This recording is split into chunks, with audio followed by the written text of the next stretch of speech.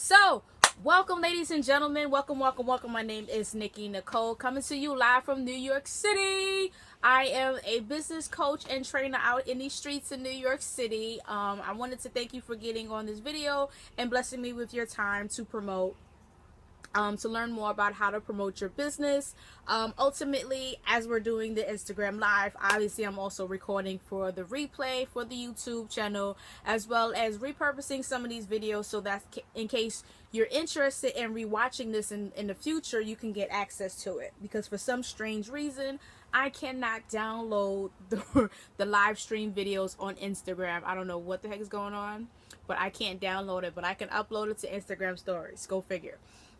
So a little bit about myself. My name is Nikki Nicole. Prior to getting started for business for myself, I worked with a law firm with a very well famous cosmetic company back in high school. And if I told you the name, you'll know what it is because it's very popular. And I worked as a legal aid just to help, file documentations, run errands, and do the, minute paperwork. But I'm a teenager, 15, 16, and 17 years old. So, I wasn't mad. I was getting paid almost $400 to $800 a week. So it's like, hey, this is cool money for my first gig. But as I started working for the company towards my senior year, I noticed that I kept getting fired and then rehired and fired and rehired and fired and rehired. So I noticed that there was a pattern as to the times I would get magically let go. And it was always around spring break, winter break, Christmas break, summer break, some type of school break. And then after the break was over, then I'll be requested to come back to work. So as I started thinking about my future, I started thinking about going to college. I started to figure out, am I going to go away to college or stay in New York City? I had to get down to the bottom to figure out why is it I kept getting hired and refired. And when I asked my superiors, I found out that my manager would sabotage me and make up some BS excuse to let me go so she can rehire her sister, her cousin, her aunts, and her nephews, and her, other teenage family members. And since most teenagers don't have good work ethics like me, most teenagers don't have the mindset to get a job done, to take care of their responsibilities before they go out to play, a lot of them will mess up photocopying, which is stupid. It's super simple. You just press the button and hand it to the person. They will mess that up. They will mess up filing. They wouldn't file the document ABC order. Yes, I hear horror stories when I used to go to interviews in high school. People will test you to see if you know your ABCs. I'm just like, really? Like, I feel offended just for you asking me this question. So, they will F up the little jobs. And it got to the point where they will get let go. And then a company would ask for Nikki. They're like, what happened to Nikki? Can you bring Nikki back? Because not only did I get the job done, but I went above and beyond. I would ask the legal attorneys, like, hey, is there anything else you need me to do? Do you need help with this? Is there anything else you want me to take care of while I'm here? So I was proactive asking people if they needed help for things. So that's what I found out, and I made the decision at that time to go into business for myself, and I made the decision at the time to have my own business, have my own company, because let me be honest and let me be true, and some of us have gone through this, and you could say if you have, you got bills to pay, you got family, you got kids, sometimes we have to take care of our parents, sometimes there's a, sick friend that we need to help take care of, or we got our own responsibilities, we got our own problems, and and one thing you don't want to mess with is you don't want nobody messing with your money, right or right? Like, this is real life. You don't want nobody really messing with your money. So I knew if I was going to college, if I was going away, I wanted to figure out if I'm going to stay, am I going to have a job, or should I just go and just start over from scratch? So when I saw that this is how the corporate climate is, it's that dog-eat-dog world, like, I'm going to backstab you so I can get ahead of you, which made no sense because at that time, I'm like 15, 16, and 17. Like, there's no reason for you to throw dirt on me just to get your nieces and nephews in the door, and they're going to F stuff up. So seeing that at a young age, I made the decision to have my own company, have my own business. That way I don't have to worry about nobody throwing dirt on my name, nobody making stuff up about me, nobody sabotaging me and my business or my employment just so they can help somebody else or they can get taken advantage of the position. Because honestly, I don't play games when it comes to my money. Like, I probably put my hands on somebody. So I was like, let me just get out of this corporate climate, because if I was older and I had kids, a mortgage, a car note, all this other fun stuff, and then you did the same thing because you want your friend to have the position so you can work together, it's not going to sit well with me. And because there's other people involved, it's not fair. So I said, let me just get out of this situation and have my own business. So I did what most natural people would do. I went to school. I got a degree. Got a bachelor's degree in business and marketing. I went to school. What I did, I took 21 credits every semester, except for my first semester, because I listened to the counselors, who's a hot mess, and we're going to talk about how tracking is important. So eventually I got to the point where I finished school quickly. 21 credits every semester so I could bang it out. I went to school 2 days a week. And while I was in school, let's say Tuesdays and Thursdays, I was trying to get a job part-time, working like 10, 15 hours a week, to work Monday, Wednesdays, and Fridays, because I can bang out 10, 15 hours a week in those 3 days, right? All right. I mean, what's that? 5, 10, 15, 3 hours a day, or I could do 5 hours 2 days a week, or 4 hours, 4, 8, 12, 16. Like, it's possible for me to work at an office just to file paperwork and things like that, photocopy, run errands, 2 days, 3 days a week. But for some strange reason, these companies didn't want to hire me. They wanted me to work 15 to 20 hours a week, but they wanted me there 5 days a week, which is like, I can't do 5 days a week because I go to school. Like, that's the whole conversation. You wanted college age students. What you think college age students are doing? They're in college, So it was a whole contradiction, a whole lot of foolishness. And a whole lot of bait and switch. I remember going to interviews where you think it's a job and they interviewing you, and then they call you back for a second interview, and then you come back for the second interview thinking like, oh great, I'm about to get this job, right? And you turn around and they say, oh, well, it's a sales position, it's commission, blah blah blah blah blah. And I'm like, I didn't contact you for no commission based anything. I contact you for a paycheck. I don't got time to be coming to an office to sit here for commission. Now, if I wanted commission, I'd be a real estate agent. Let's be 100% real, raw, and uncut, right? But I ran into that a whole lot when I was looking for a job, during college. So I just say, you know what, I don't have time to deal with this foolishness. Let me stop. Let me just focus on what I need to do. So at that time, I was working I got started with a home-based business. I started with a direct sales company. And I started doing that part-time, making some cash on the side. While I was in college, I was selling products. I was selling gifts. I was selling gift bags, gift certificates, everything. I was doing party presentations. I was delivering product in between classes and after class and before class. And that was just enough money to help cover my basic transportation costs, food, and all that college expenses, because going to school is not cheap. Like, you spend $500 on a textbook just to use it one time, which makes no damn sense. And I'm like, I could have brought me some shoes. This is rent money. Like, this is $500. I could have went to like a cell phone and some food. That's food shopping money to buy this textbook, and we're not even using it. And then dealing with the foolishness in college. I don't know if you experienced this, but if you have, you had people who said, hey, this is what's happening. I mean, like, if you want to be like, I talk so much, then bounce. How about that? Goodbye. I'm like, why people do that? I'm like, y'all got nothing better to do. But thank you. So I'm sitting here like, it doesn't make, so I'm basically like, blah, blah, blah, blah, blah. What I was saying. I got sidetracked. Going to school 2 days a week, work my home-based business. So I used the home-based business to help cover my expenses, because I couldn't really get a job in college, which makes no goddamn sense, and I was experienced.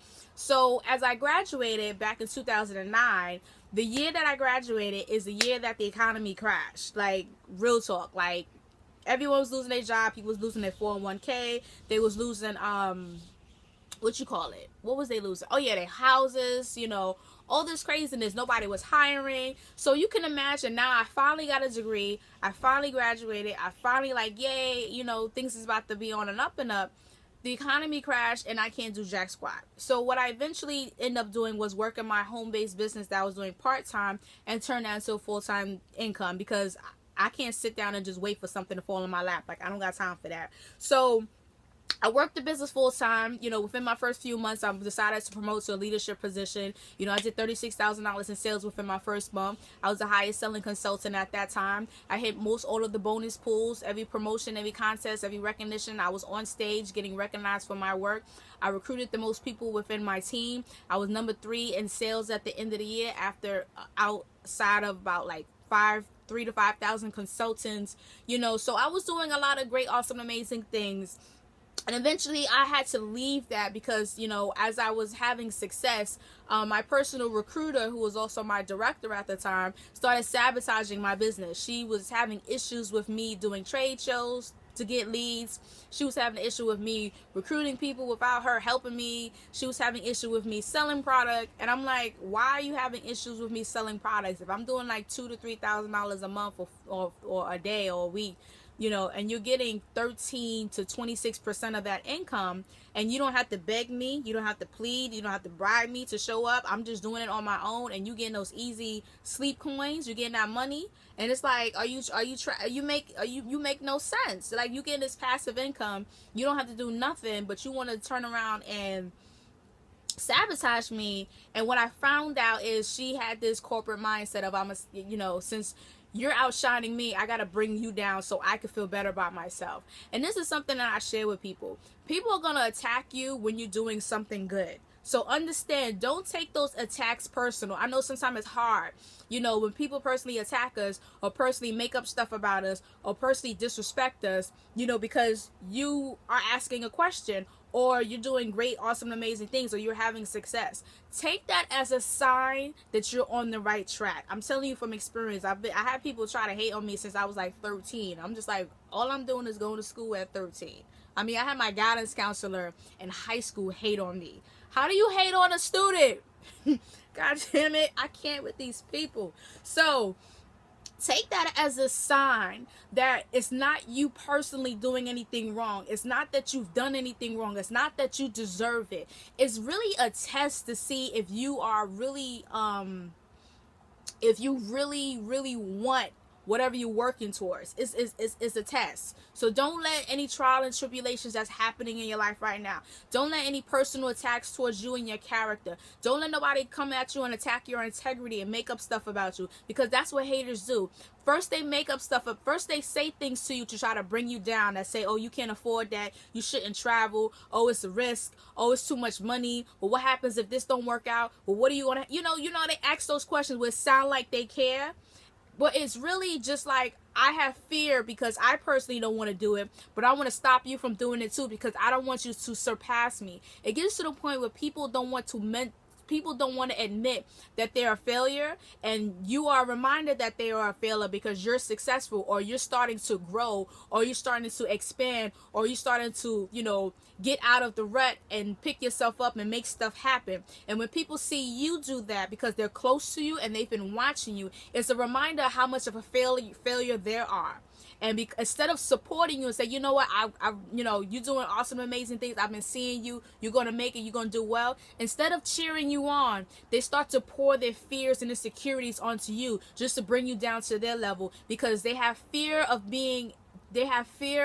admitting that they're a failure. You are a key example as to what success look like, and they don't want to admit that they're a hot mess, so they try to bring you down to their level. So don't let that stop you from whatever it is that you're currently doing. And I know I'm speaking to somebody because I've been seeing this since I've been like 13, and I'm like 33 years old right now. So let me break it down to a fraction. So basically, I left that home-based business and I moved on to, you know, other things. Now, I started the Diva Speak mainly because this company called Dixon Workout, who is owned by a woman named Janet Jones, scammed me out of my money. I paid hundreds of thousands of dollars on her fitness business opportunity, and it was a bait and switch.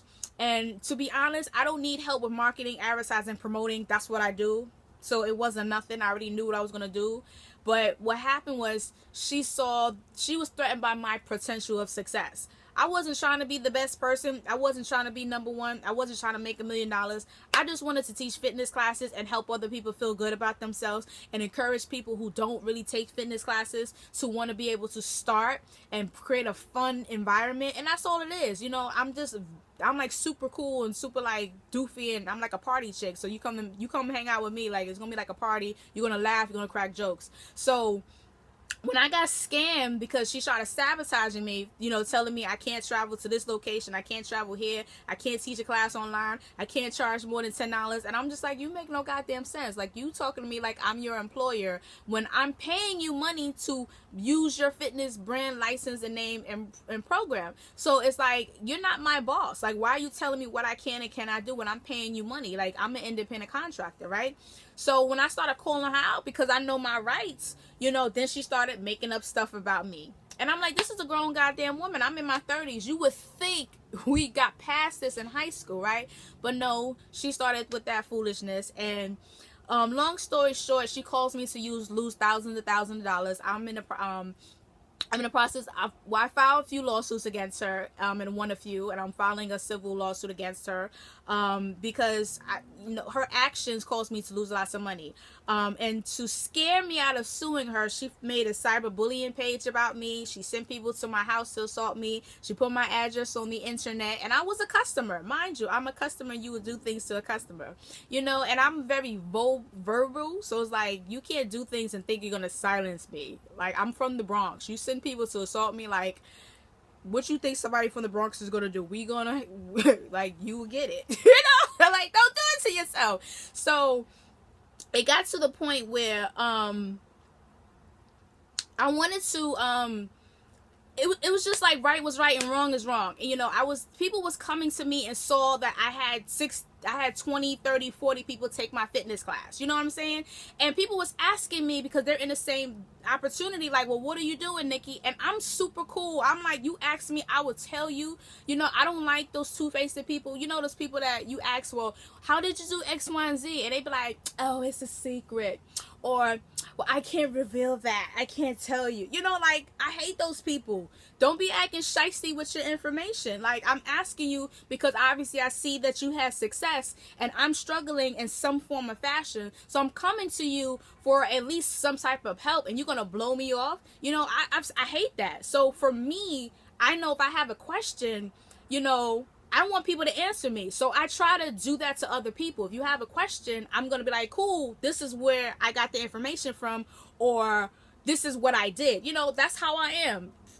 So out of that whole situation, you know, whatever, I felt sad for the instructors for Fix and Workout, because they wasn't getting no training. They're spending $1,000 a year on this program, on this business opportunity, and she keep lying to them, say, hey, I'm gonna tell you this, I'm gonna teach you that, and I'm gonna teach you how to run a successful fitness business, and don't teach you jack squat.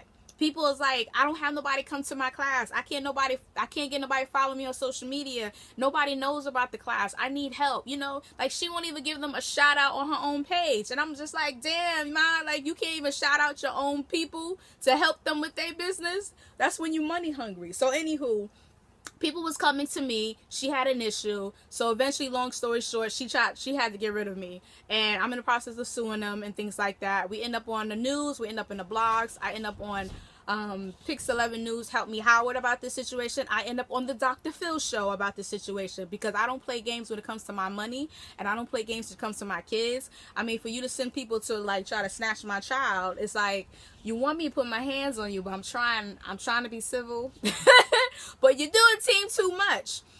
So out of that whole situation, which sounds crazy, I decided to start this business coaching program, because I was sick and tired of people getting started with home-based businesses and direct sales businesses and other business opportunities and other investments, and put their heart, soul, money, resource into it just to be scammed, just to be conned. I mean, like, how many of us have put money into something and then they kept feeding you BS, like, oh, just keep showing up, or just keep sharing on social media, people are gonna come, and then you doing it, and then they like, oh, well, if you want more help, come to this event, and I'll charge you $500 or $1,000 or $2,000, and then you go and then you book the flight and the hotel and you do everything, and you still don't know what the hell to do. And it's like, it was a waste. You know, I say if this has happened to you. So because I've seen this so much, I was like, you know what, let me share with people how to at least get started in their business. Let me share some tools and resources to help them grow. Let me share some tips on what they can do, whether they have a low budget, no budget at all, a medium-sized budget, or a high budget, so at least they can have the skill sets to bring in money. You know what I'm saying? So I started the Diva Speak February of this year. I've been a business coach with my direct sales company for over 10 years, so I have training in regards to coaching people. But I decided this year to offer my services to the public because I want to equip people with the skill sets so they can make money and see a profit. Because it doesn't make sense for you to invest your time, energy, resources into a business opportunity and you don't see a return on your investment. I don't think people tend to say like businesses fail within their first 3 years.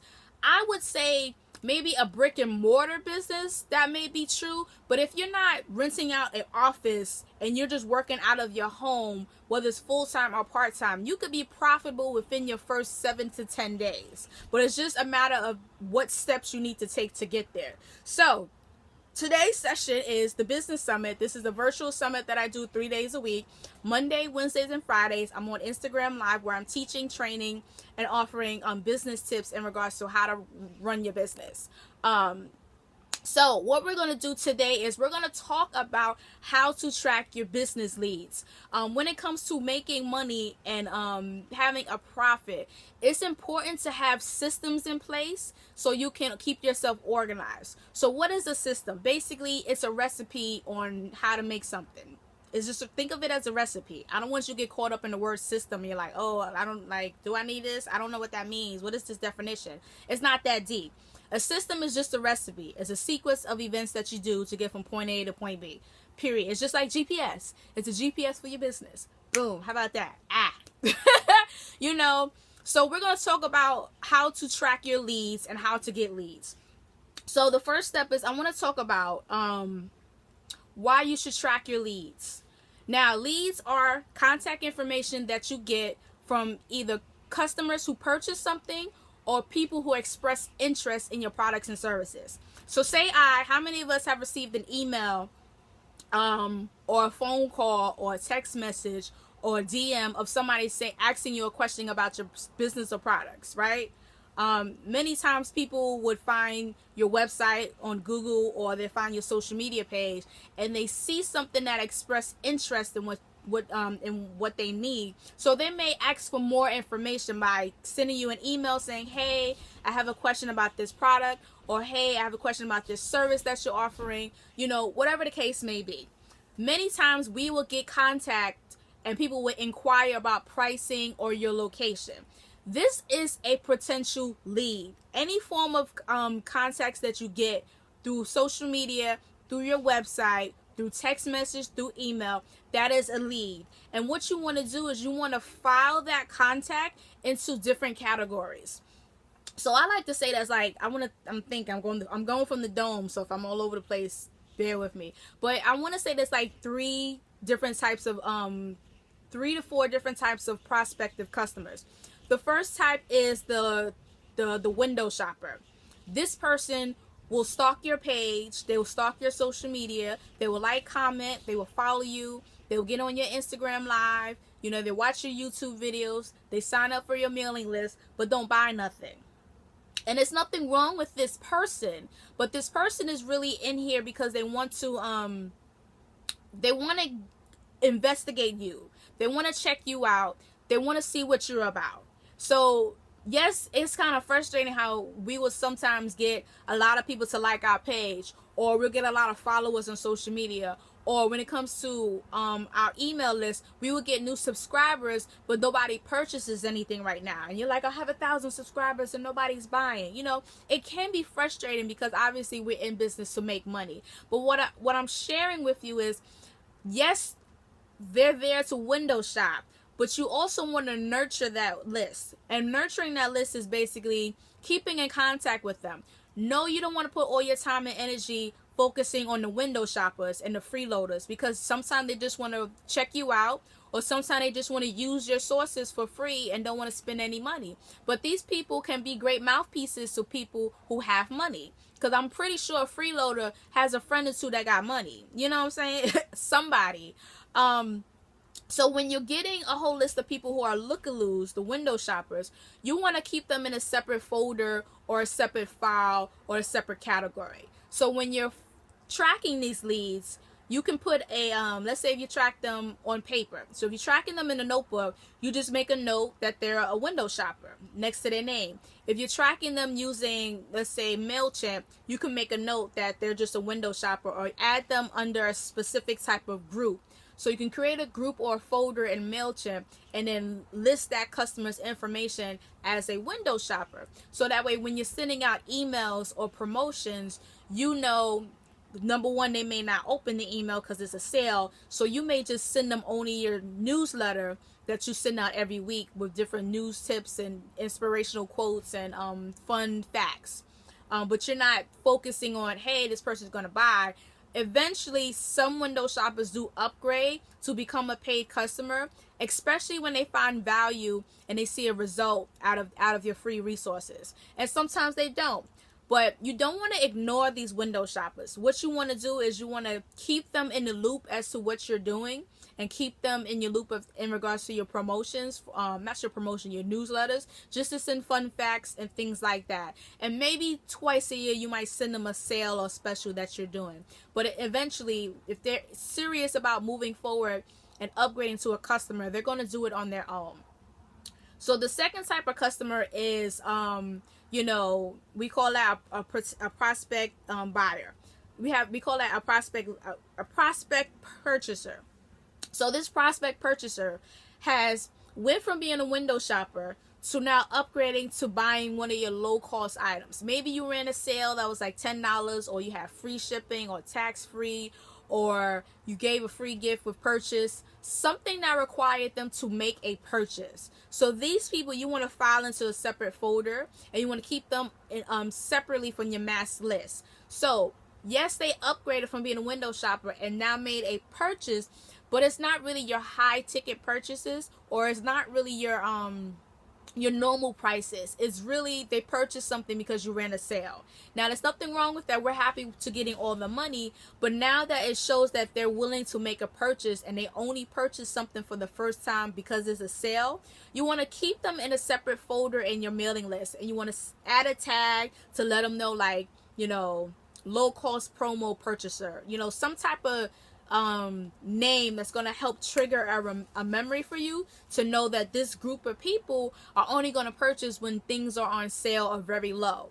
So again, this is great to have, because when you're running another sale, let's say you're launching a product and you're doing early bird registration, or you're doing early bird purchase, you know, early bird rates, you can send a promo to these people because they already showed you that they're willing to buy from you, but they want to buy like stupid cheap low. So this is a great group to have in a separate folder, so you know, hey, if I send them a promo, at least 1 to 5% is going to actually buy, right? Because sometimes we do promotions and we send an email out to everybody, and then we get frustrated as to why nobody's really buying.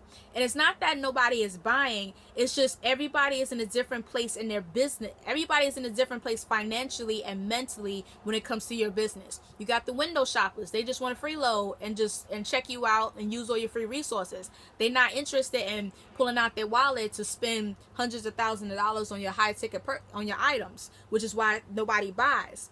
But if you don't categorize them in a separate folder, or you don't categorize them into a specific group in your mailing list, you won't know why your sales is kind of low when you run a special. And then the second group is the prospective buyer. They have upgraded from being a freeloader and a window shopper to now purchasing your products, but they only purchase the low cost items. So if you run a sale and they just magically appeared and brought something, and they've been on your mailing list for like months and years, you know, okay, she's interested in the low cost items. So the next time you run a sale, or you're launching a new product and you're doing early bird registration or early bird rates, you know, if I send this email to this group of people, at least 1 to 5% of them is going to buy because they have done it in the past. So this is how you track your sales. This is how you kind of figure out where your money is coming from. And you strategically can promote your products to the right people depending on the price point and what you have to offer. Because everybody isn't interested in all your products at the same time. But if you don't separate them into different categories, you mentally think you're a failure when you send out a promotion. And it's not that you're a failure, you just haven't properly segmented or categorized your list of followers or your subscribers. So the third type of prospect that you should track is your hot leads. So your hot leads are somebody who purchased your not only purchase your products, but they purchase your upgrades. So not your upgrades, your upsells. So let's say I was selling, you know, a remote control, right? And it's like, oh, you buy this remote control, I'm gonna upsell you to purchasing this pen. You can get, if not as you bought this remote, I'm gonna sell you this pen for like, you know, 10 cents. And you're like, oh, let me get that. You know what I mean? So the upsell is a low cost item.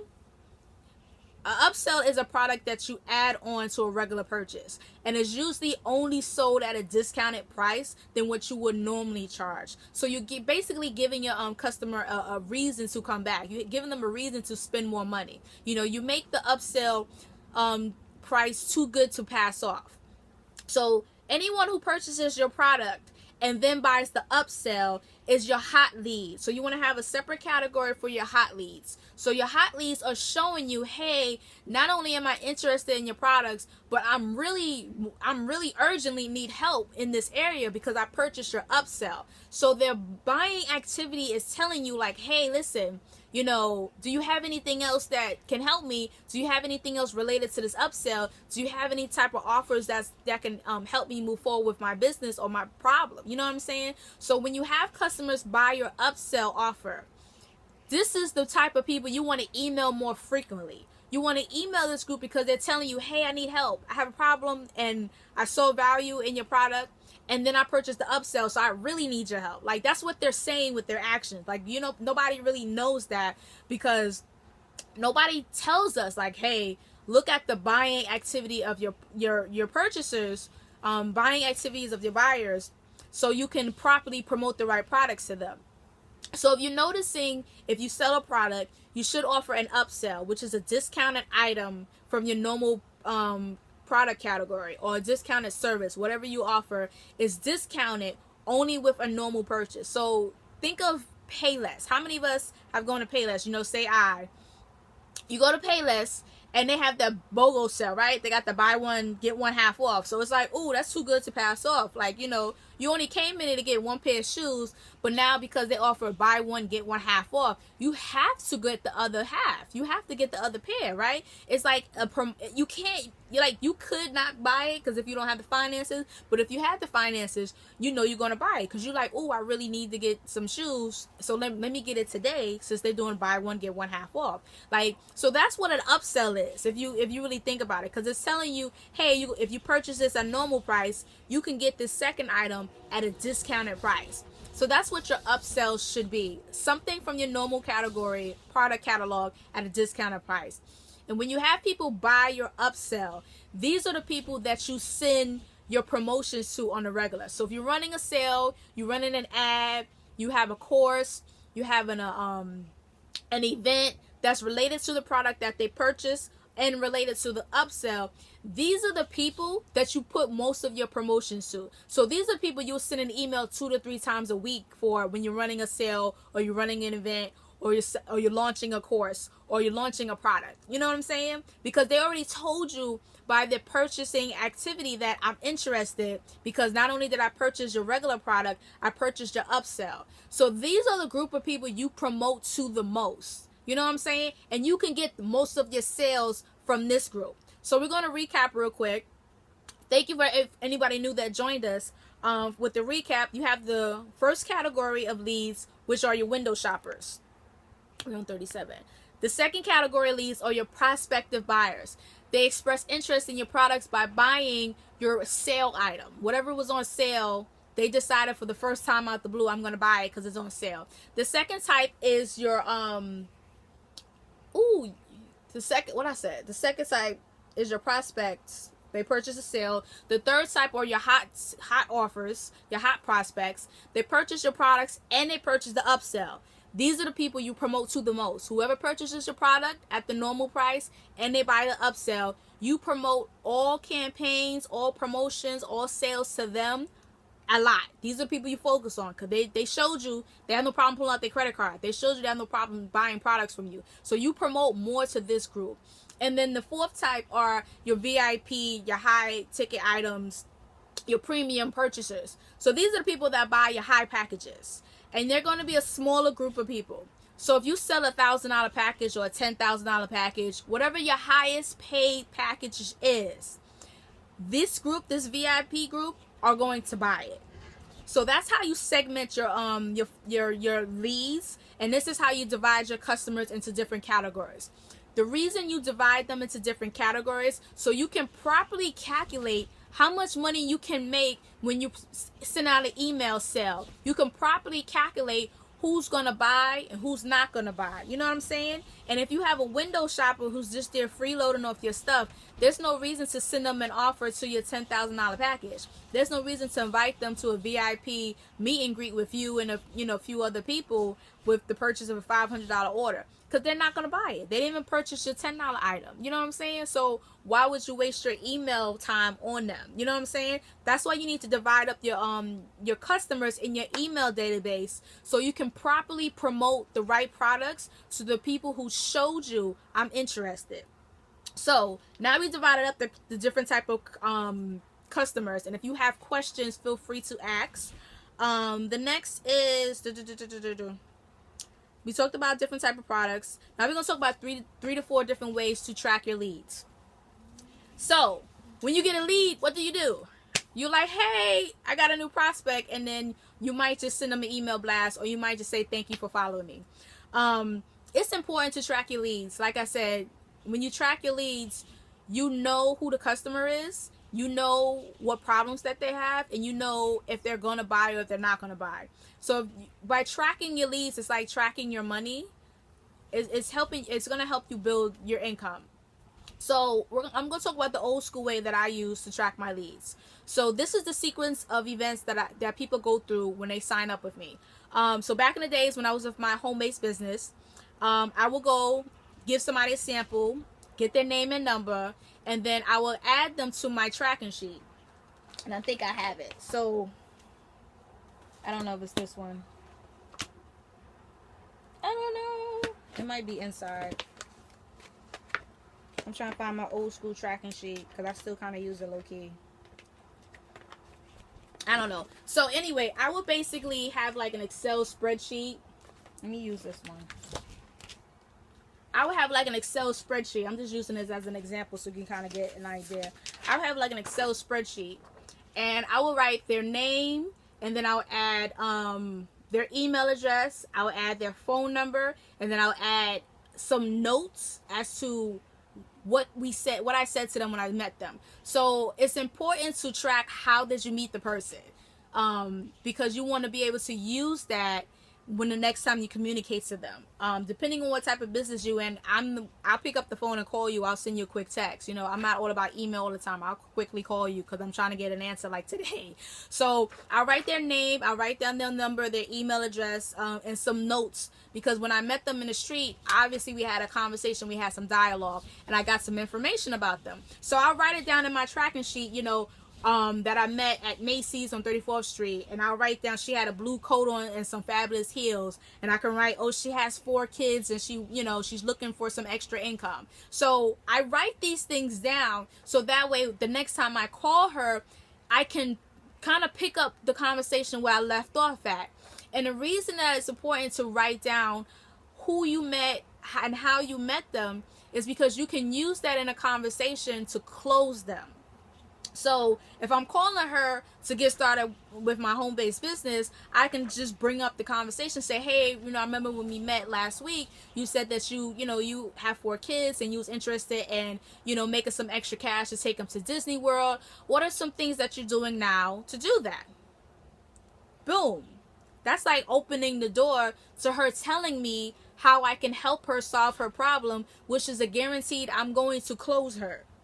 So having information about your prospect and making notes about how you met them and the conversations that you had is the key to closing your prospect. This is how you sell your products, because your customers are telling you, hey, I have a problem with this. Hey, I have a problem with that. Hey, I was always looking for something like this, and then I came across your website. They're telling you, I had a problem, and I think your business is a solution. So it's important to track that in something. So again, I use old school. I write it down. So I will write, hey, 4 kids interested in taking kids to Disney World, strapped for cash. So the conversation would be about how to help her solve that problem. And then she'll join my business opportunity, and then I'll help her solve that problem. It's the same thing across the board in any business that you're in. If you're a real estate agent and you have people say, hey, I'm interested in moving, I'm considering moving out of X, Y, and Z, and my lease is about to be up, you will write that down. Name, phone number, sent an email or direct message, or called me or text me or visited my website, however way they communicated to you. And then you can make a note, express interest in moving, lease is about to end in January 2018. Boom, right? So when you're calling them, you can say, hey, I remember you messaged me saying that your lease is about to be up. What are you doing now to secure a new place? What are your plans? And then they're going to talk, and they're going to regurgitate, and they're going to tell you all their problems and woe is me, and you're going to listen, and you're going to be like, well, I have a potential solution. If you're interested, let's set up a meeting, and we can go over the ideas on what areas you want to live in, what budget you have, and how much you can realistically spend. Boom, that is a sale. You closing on that lead. Are you tracking? So this is why it's important to track your leads, because we're not going to remember everything, right or wrong. How many of us remember every freaking thing in our life? Say, we don't. It doesn't happen. So because of that, it's important to write it down. So that is how I track on paper. I have a notebook that I use. I get the 3.5 by 5. I think it's 5.5 by 8 notebook. I'm not sure of the measurements, but this little handy dandy, this is where I write my leads. Boom.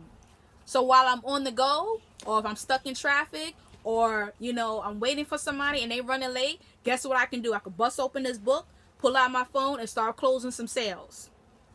So that's one thing you can do. You can do it on paper. I have a few different notebooks. You can use the spiral bound.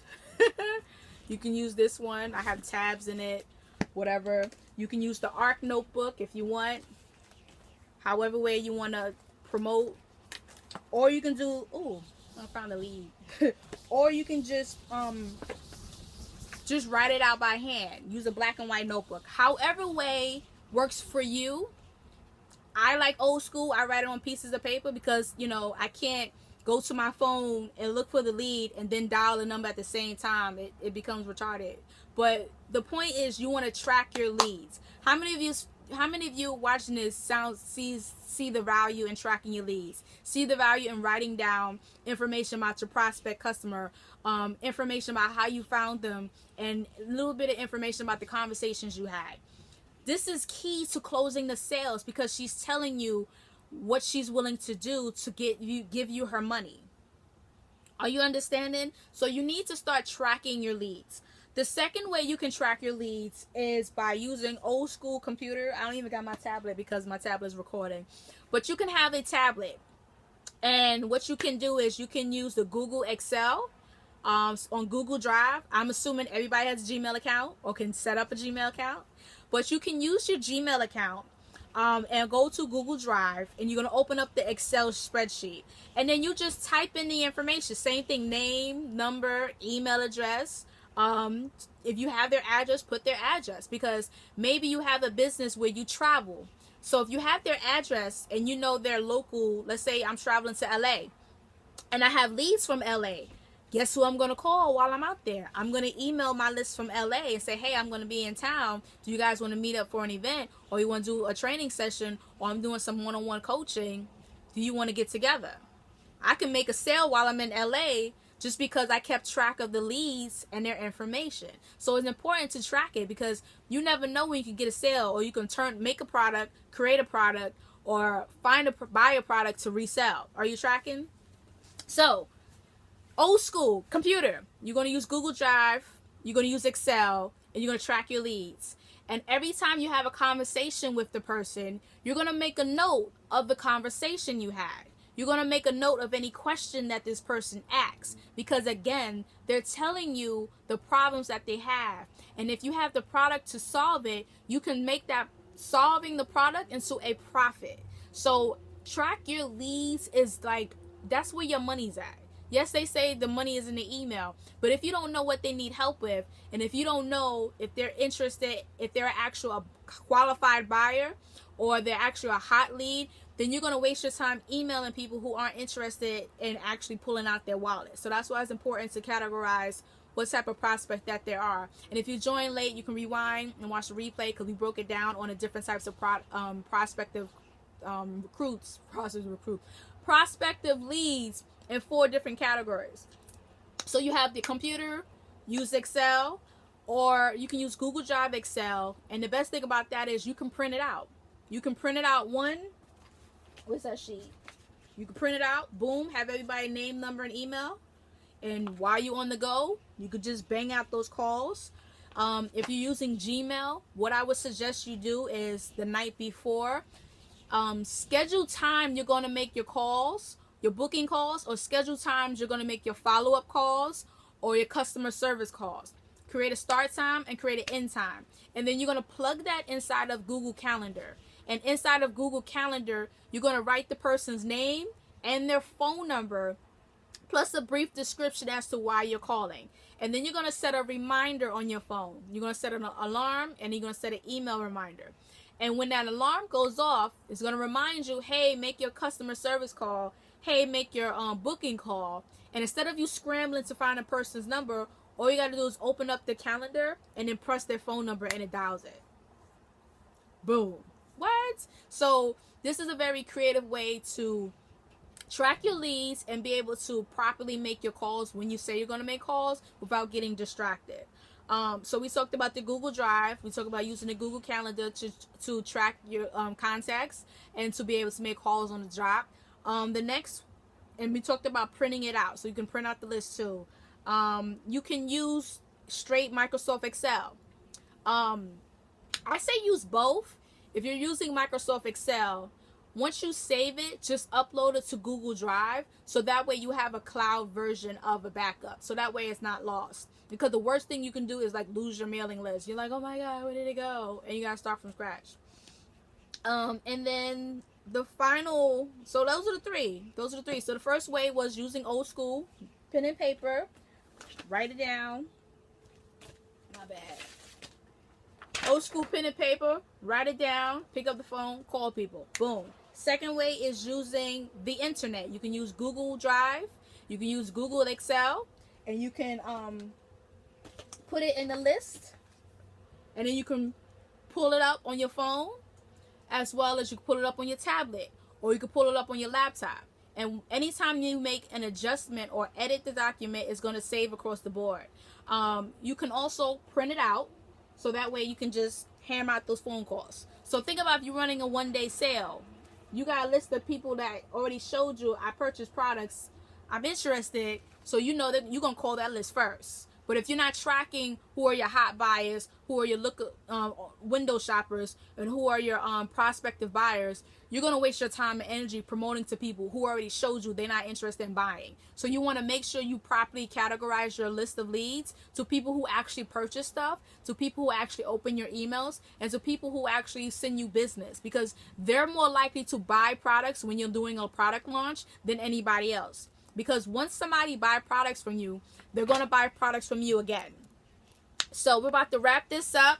If you have any questions, quickly ask. Otherwise, we're going to do a quick recap. We recapped on why it's important to track your leads. Tracking your leads is how you make your money. You have to categorize your leads into 4 different categories. You have your VIP.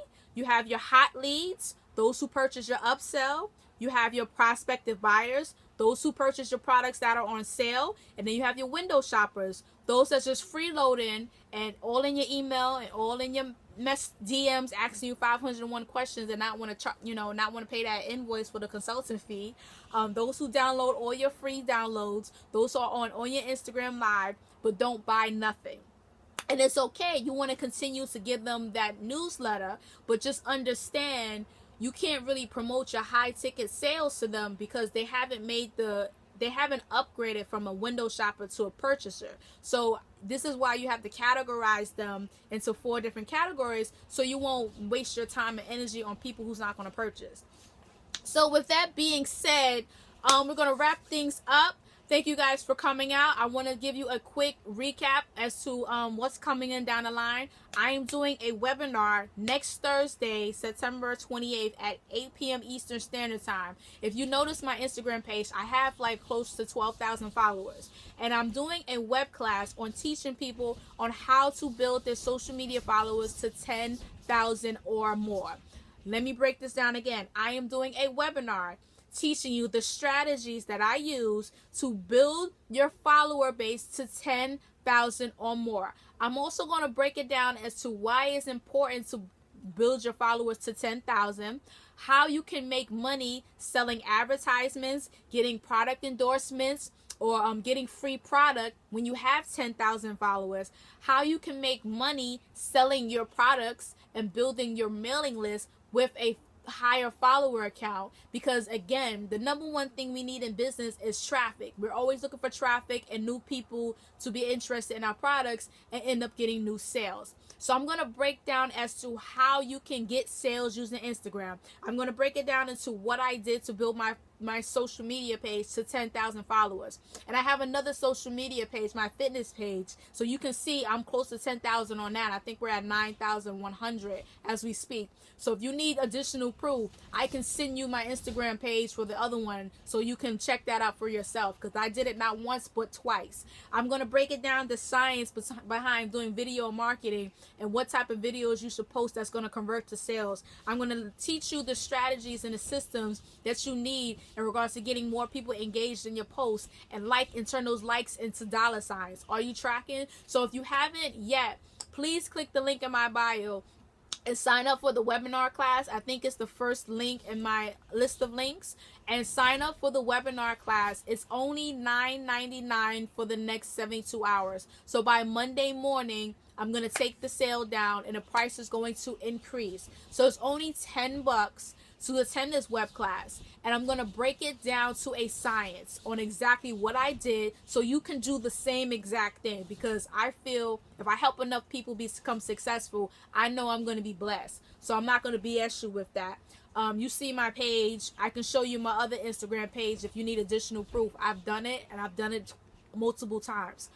So outside of that, if you don't have any questions, if you're watching the replay for this, please send me a message via email. You can email me at diva@thedivaspeak.com. That's diva@thedivaspeak.com. You can send me your questions and your concerns. You can, if you're watching this on the replay on Instagram Live, you're more than welcome to hit a comment and reply back, and I'll respond. I'm very fast on responding on social media. Outside of that, if you haven't enrolled in the web class on how to grow your social media followers to 10K or more and make some money, go ahead and enroll in that. Click the link in my bio for that class. Once it sell out, that's it. Anyone who purchases this class will get the replay, so you get to be able to watch the class over and over and over again, as well as potentially get the slides for the class. So I thank you so much for coming out. You guys have been awesome and amazing. Please comment below 2 points that you learned, 1 point of improvement. I'm definitely love your feedback. Outside of that, if you have any additional questions, hit the link in my bio, message me, DM me, email me. I'm here for it. Talk to you soon, and have an awesome, amazing day.